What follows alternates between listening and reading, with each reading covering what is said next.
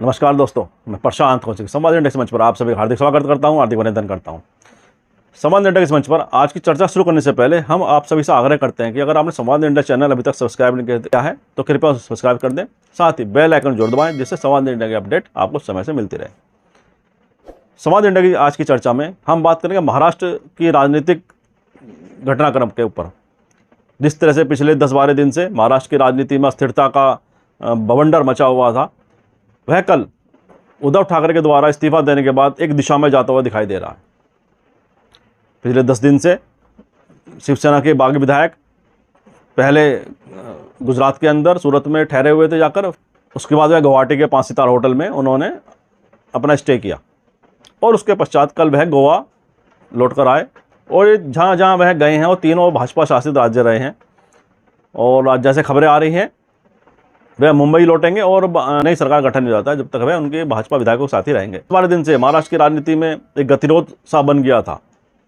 सबके अपने अपने कयास थे, अपने अपने सबके दावे थे कि सरकार कौन बनाएगा। एकनाथ शिंदे के नेतृत्व वाला बागी गुट अपनी एक बात पर अडिग दिखाई दे रहा था। महाविकास अघाड़ी सरकार में शामिल नहीं होना चाहते हैं। वे बार बार ये कह रहे हैं कि हिंदुत्व के नाम पर हमें एनसीपी और कांग्रेस के साथ छोड़ना चाहिए और हमें भाजपा के साथ वापस आना चाहिए। बहुत सारे प्रश्न है कि 2.5 साल के बाद उन्हें क्या अचानक हिंदुत्व का मुद्दा याद आया। एकनाथ शिंदे और उनके जो साथी विधायक थे, जो बागी गुट के तौर पर अपने को एक प्राथमिकता दे रहे हैं। लेकिन बात ये देखनी पड़ी केवल हिंदुत्व का मुद्दा नहीं, इसके पीछे राजनीतिक बहुत सारे कारण हैं। जो शिवसेना, एनसीपी, कांग्रेस, बीजेपी, इन चारों पार्टियों के लिए बड़े ऐसे मूलभूत मुद्दे हैं वर्तमान की स्थिति में, जो उन सब पार्टियों को अंदर ही अंदर कहीं ना कहीं मंथन करने में विवश कर रहे हैं। बीजेपी वास्तव में जब से उद्धव ठाकरे की सरकार बनी थी, जब से ही वह इस प्रयत्न में थे कि किसी तरह से ये सरकार हट जाए और हमें सरकार बनाने का मौका मिले, क्योंकि बीजेपी ये मानती रही कि 106 विधायक हमारे थे, सबसे बड़ी पार्टी के रूप में महाराष्ट्र में हम थे, तो हमारा ही दायित्व था, हमारा ही दावा था सरकार बनाने का। लेकिन उद्धव ठाकरे के नेतृत्व वाली शिवसेना ने हमारे साथ अच्छा नहीं किया और वह एनसीपी और कांग्रेस साथ मिलकर उन्होंने जो सरकार बनाई है वह अनैतिक गठबंधन है। राजनीति में नैतिक अनैतिक की परिभाषाएं केवल वहीं तक हैं जहां तक मेरे साथ है तो अच्छा है, दूसरे के साथ है तो वह अनैतिक है। ये बड़ा एक सिद्धांत है राजनीति का। अजित पवार के साथ सुबह सुबह उन्होंने अर्ली मॉर्निंग में शपथ ले ली थी देवेंद्र फडणवीस ने, तो वो अनैतिक नहीं था, उनके लिए नैतिक था वो। लेकिन अगर शिवसेना वो काम कर रही है तो वो अनैतिक है, वो नैतिक नहीं है। तो राजनीति की परिभाषाएं, राजनीति के सिद्धांत, राजनीति का आदर्श केवल अपने हिसाब से ही परिभाषित करने की एक होड़ हर राजनीतिक दल के अंदर है, चाहे वो राजनीतिक पार्टी कोई भी हो। केवल एक पार्टी इसमें दोषी नहीं, सभी पार्टियों का ये हाल है राजनीति का जो दिखाई देता है सिद्धांत। केवल सत्ता का गणित, सत्ता कैसे बनी रहे उसी के गणित के आगे पीछे सारी राजनीतिक परिभाषाएं दिन प्रतिदिन बदलती हैं। लेकिन इन सब के बावजूद जो महाराष्ट्र की राजनीति में जिस तरह से घटनाक्रम ये घटित हुआ है, वह यह दर्शाता है कि आने वाला समय महाराष्ट्र की राजनीति में गतिरोध बना रहेगा। बेशक सरकार फडणवीस के नेतृत्व में बन जाएगी, लेकिन राजनीति का जो गणित वहाँ पर है, जिस तरह से राजनीति को वहाँ पर स्थापित किया गया है, शिवसेना का बागी गुट और शिवसेना जो उद्धव ठाकरे के नेतृत्व वाला शिवसेना है, उसके अंदर आपस की जो महत्वाकांक्षाओं की लड़ाई दिखाई दे रही है। उसके अंदर जो शिवसेना, असली शिवसेना का दम बढ़ने की जो उनमें एक राजनीति दिखाई दे रही है, वह महाराष्ट्र की राजनीति को शांत नहीं बैठने देगी। इसलिए आने वाले समय में और ज़्यादा शिवसेना की अंदरूनी राजनीति में उठापटक हमें देखने को मिलेगी। नगर पालिका भी चुनाव वहाँ पे होने जा रहे हैं, उसमें हर पार्टी अपना पूरा दम लगाएगी, कैसे अपना वह उसमें बहुमत साबित करे, कैसे अपनी पकड़ मजबूत करे, कैसे अपनी प्रभावशाली जीत दर्ज करे। तो ये भाजपा भी चाहेगी और शिवसेना और जो एकनाथ शिंदे गुट है वो भी चाहेगा कि हम अपनी इसमें पकड़ दिखाएं। साथ ही एनसीपी, कांग्रेस भी अपनी राजनीति को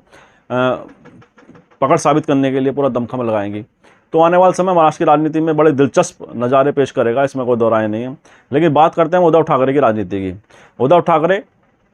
उन्होंने कल क्यों रिजाइन दिया, इसके पीछे क्या कहानी थी? उद्धव ठाकरे की राजनीति को समझने के लिए हमें उनके व्यवहार का भी आकलन करना पड़ेगा, उनकी जो जीवन शैली है उसको भी थोड़ा सा हमें समझना पड़ेगा। उद्धव ठाकरे बेशक बाल ठाकरे की विरासत के उत्तराधिकारी हैं। बाल ठाकरे की जो विरासत है, राजनीतिक विरासत है, उसके उत्तराधिकारी उद्धव ठाकरे, इसमें कोई दो राय नहीं है। और अब आदित्य ठाकरे उस परंपरा को आगे बढ़ाने के प्रयास में लगातार लगे हुए हैं। लेकिन हमें देखना पड़ेगा जो बाल ठाकरे की जो राजनीतिक शैली थी, जो उनका राजनीति करने का तरीका था, मराठी अस्मिता के नाम पर, महाराष्ट्र की अस्मिता के नाम पर वह राजनीति करते थे। हिंदुत्व का भी उसमें एक पुट था। लेकिन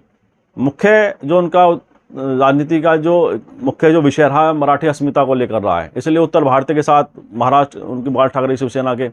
कई बार ऐसे प्रसंग सामने आए जो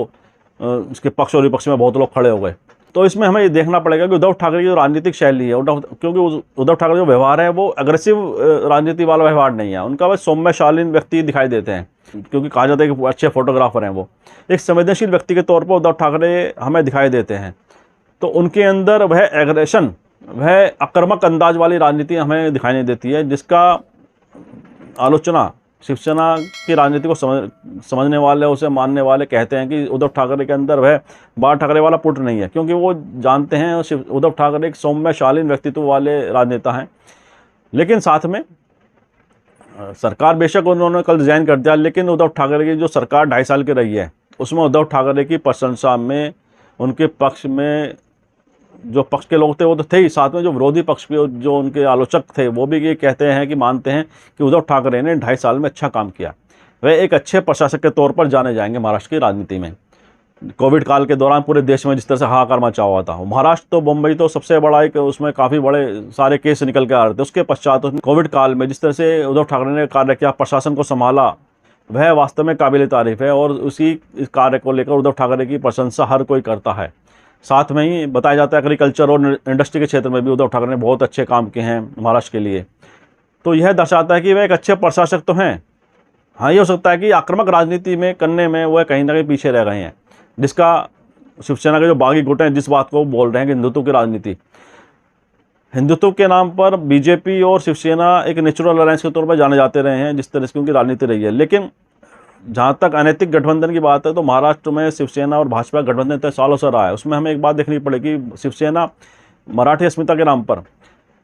उत्तर भारतीयों के साथ जिस तरह से उनका व्यवहार रहा है, बीजेपी क्या वो अनैतिक गठबंधन नहीं था कि बीजेपी का जो विजन था, बीजेपी एक राष्ट्रीय पार्टी है और जिस तरह से राष्ट्रीय राजनीति करती है, ऐसे में उसके साथ शिवसेना गठबंधन था जो उत्तर भारतीय के साथ जिस तरह की उनकी राजनीति महाराष्ट्र में थी शिवसेना की, तो जो गठबंधन था क्या वो नैतिक था, ये भी सवाल है। और अब सवाल ये उठेगा कि क्या जो एकनाथ शिंदे हैं जो बीजेपी के साथ इस समय खड़े दिखाई दे रहे हैं, क्या वो बाल ठाकरे की जिस विरासत का दावा करते हैं, जिस बाल ठाकरे के शिवसैनिक होने का वह दावा करते हैं, क्या बाल ठाकरे की उसी राजनीति को वह दोबारा से गढ़ने की कोशिश कर रहे हैं, मराठी अस्मिता की या हिंदुत्व की? दोनों में फ़र्क आता है, क्योंकि अगर हिंदुत्व की बात करेंगे तो आपको उत्तर भारतीयों को भी साथ में लेकर चलना पड़ेगा, और मराठी अस्मिता की बात करेंगे जो बाल ठाकरे की राजनीतिक विरासत थी, सब जानते हैं किस तरह से उत्तर भारत के साथ संघर्ष देखने को मिलते थे। तो ऐसे में बहुत सारे सवाल हैं जो भविष्य गर्भ है कि किस तरह से राजनीति किस करवट बैठेगी, किस दिशा में जाएगी। साथ ही एक बात और हमें समझनी पड़ेगी, जो राजनीति का जो आने वाले 2.5 साल बाद जो चुनाव, नेक्स्ट विधानसभा चुनाव होगा, उसमें बीजेपी, शिवसेना का बागी गुट, कांग्रेस, एनसीपी, पहले 4 राजनीतिक पार्टियां होती थी चुनाव लड़ने के लिए, 5 दिखाई देंगी हमें शिवसेना का बागी गुट को अगर मान लें। शिवसेना का बागी गुट किस पार्टी के साथ चुनाव लड़ेगा, या वह किसी मर्ज करेगा, किस तरह से विधानसभा चुनाव में क्या गणित बैठेगा, यह भी बड़ा कौतूहल का विषय है इस समय राजनीतिक हलकों में, कि सब भविष्य की राजनीति को भी देखने लगे हैं। शिंदे वालों को बीजेपी में शामिल नहीं होने का, क्योंकि अगर बीजेपी में शामिल होता है 40-50 विधायक हैं, 50 विधायक लगभग माने जाते हैं जो एकनाथ शिंदे के साथ हैं, तो ऐसे में 50 सीट बीजेपी कैसे इन्हें देगी? उनके जो वहाँ पे लड़ने वाले जो लोग हैं, जो उनके विधायक उनके चुनाव लड़ने के इच्छुक हैं, वो कैसे एडजस्ट होंगे? तो ऐसे में लगता है कि एकनाथ शिंदे का गुट बीजेपी के साथ तो नहीं जाने का, और वह मनसे में शायद ही जाए, मनसे में भी जैसे चर्चा है कि मनसे में जाएंगे। लेकिन क्या बीजेपी चाहेगी राज ठाकरे को राजनीतिक ताकत दे दे हिंदू के नाम पे, कि अपनी पैरेलल एक पार्टी और खड़ी कर दे? तो जो शुरू में चर्चा थी कि राज ठाकरे के नेतृत्व वाली मनसे में एकनाथ शिंदे गुट मर्ज कर सकता है, लेकिन इस दिशा में यह थोड़ा सा एक इसमें कहीं ना कहीं दुविधा बीजेपी के लिए और एकनाथ शिंदे के लिए भी हो सकती है कि राज ठाकरे को अगर वह शामिल होते हैं राज ठाकरे की पार्टी में, तो एक राज ठाकरे का भी राजनीतिक जो ग्राफ है वो भी एकांक बढ़ जाएगा। वह भी हिंदुत्व पार्टी जैसे अग्रेसिव राजनीति करते हैं राज ठाकरे, तो क्या बीजेपी चाहेगी कि पैरेलल जिस उन्होंने शिवसेना को जो आज नीचे किया है, जिस तरह का शिवसेना में 2 फाड़ कर उन्होंने शिवसेना को काफ़ी बड़ा नुकसान पहुँचाया है, क्या वह उस गुट का जो उन्होंने नुकसान किया है शिवसेना को, वह उस गुट से उसे राज ठाकरे को मजबूत कर दे? तो हमें लगता है कि आज की तारीख में बीजेपी नहीं चाहेगी किसी भी तरह से कोई दूसरी हिंदुत्व का नाम लेने वाली पार्टी महाराष्ट्र में मजबूत हो। उस क्षेत्र पे, उस राजनीति पर, हिंदुत्व की राजनीति पर बीजेपी चाहेगी महाराष्ट्र हमारे एकाधिकार बना रहे, हम भी एकमात्र पार्टी के तौर पर महाराष्ट्र में बढ़ें, जिससे कि हिंदुत्व वाली राजनीति हमारे इर्द गिर्द सीमित हो जाए। वहीं दूसरी तरफ शिवसेना उद्धव ठाकरे की चुनौती है कि वे सरकार तो उनकी चली गई, लेकिन वह शिवसेना का अस्तित्व कैसे बचा कर रखेंगे, शिवसेना के कार्यकर्ताओं में कैसे जोश भर से रखेंगे, शिवसेना के कार्यकर्ताओं के साथ कैसे जोड़ पाएंगे। उद्धव ठाकरे द्वारा जिस तरह से इस्तीफा दिया गया उसमें भी दो तीन तरह की बातें आ रही हैं। किसी का कुछ का मानना है कि उन्हें विधानसभा पटल पर अपना अंतिम भाषण देना चाहिए था और वहाँ पर वह इस्तीफे की घोषणा करते ज़्यादा अच्छा रहता, लेकिन कुछ का मानना है कि उन्होंने ठीक किया। फेसबुक लाइव के द्वारा उन्होंने जो इस्तीफे की घोषणा करी, हमें उद्धव ठाकरे के व्यवहार को समझना पड़ेगा। इसमें उद्धव ठाकरे जो व्यवहार है, जो उन्होंने बातें कही हैं उद्धव ठाकरे ने, कि उन्होंने जो बात कही थी उसमें बड़ा स्पष्ट उन्होंने अपनी संवेदनाओं को, जो अपनी उनका जो व्यवहार है उसको उन्होंने परिलक्षित किया है कि मैं नहीं चाहता जो जिन लोगों को हमने खड़ा करा, जिन शिवसैनिकों को हमने खड़ा करा वो मेरे सामने खड़े होकर शर्मिंदा हों। फेरी वाला, कोई ठेले वाला, कोई ऑटो वाला, उन सबको शिवसेना ने आज इतना बड़ा बना दिया कि आज वो हमें आंखें दिखाने लगे। ये बड़ा दुर्भाग्यपूर्ण स्थिति है। तो उन्होंने कहा कि मैं नहीं चाहता कोई ऐसा दोबारा से हो कि वो मेरे सामने विधानसभा में खड़े हों कि उन्हें कहीं कोई शर्मिंदा महसूस करना पड़े। उद्धव ठाकरे जानते हैं कि आने वाला समय कोई आसान नहीं है, उनके सामने बड़ी चुनौतियाँ हैं। शिवसेना के अस्तित्व बचाने के कार्यकर्ताओं में जोश भरने का भी बड़ी चुनौती उनके सामने है। हाँ, लेकिन शिवसेना, एक बात हमें माननी पड़ेगी, जिस तरह से उद्धव ठाकरे ने भावनात्मक रूप से अपनी जो बातें कही हैं, लोगों के सामने रखी हैं, उससे शिवसेना के कार्यकर्ताओं में उनसे भावनात्मक जुड़ाव और मजबूत हुआ है। नेता बेशक उनकी जो विधायक थे वो जरूर चले गए उन्हें छोड़कर, लेकिन जो कार्यकर्ताओं का जो जमावड़ा, कार्यकर्ताओं की जो भावनाएं, कार्यकर्ताओं की संवेदनशीलता उद्धव ठाकरे के साथ देखे जा रही हैं, वह दर्शाती हैं कि कार्यकर्ता आज भी उद्धव ठाकरे के साथ बहुत मजबूती से खड़े हुए हैं। कार्यकर्ताओं को बहुत बड़ा भाग आज भी शिवसेना के साथ उद्धव ठाकरे के नेतृत्व में ही काम करना चाहता है, और वह एकनाथ शिंदे के साथ कुछ क्षेत्रों में कुछ कार्यकर्ताओं को छोड़कर ज़्यादा कार्यकर्ता एकनाथ शिंदे के साथ नहीं जा रहे हैं। तो ऐसे में अगर कार्यकर्ताओं का समूह, कार्यकर्ताओं की मेजॉरिटी शिवसेना उद्धव ठाकरे के नेतृत्व में ही रहती है, तो आने वाला चुनाव एकनाथ शिंदे ग्रुप के लिए भी कठिन साबित होगा, इसमें कोई दो राय नहीं है। और शिवसेना, जैसा उद्धव ठाकरे ने विश्वास जताया है कि मैं अपनी शिवसेना को फिर से मजबूत करने की दिशा में हम काम करेंगे, तो हो सकता है उन्हें वो सफलता मिल जाए। कार्यकर्ता अगर उनके साथ एकजुट रहते हैं, कार्यकर्ता को समूह के साथ एकजुट रहता है, क्योंकि कार्यकर्ताओं से संगठन मजबूत होते हैं, नेताओं से कार्यकर्ता नहीं बनते, कार्यकर्ता से नेता बनते हैं, इसमें कोई दो राय नहीं है। और शिवसेना के जो आज नेता हैं वो भी कार्यकर्ता सही नेता बने हैं, और बहुत ही जमीन स्तर पर रहने वाले लोग आज नेता बनकर शिवसेना को यहाँ दिखाने लगे हैं, जैसे उद्धव ठाकरे ने कहा है। तो राजनीति कब किस करवट ले ले, किस करवट बैठ जाए, कुछ कहा नहीं जा सकता है।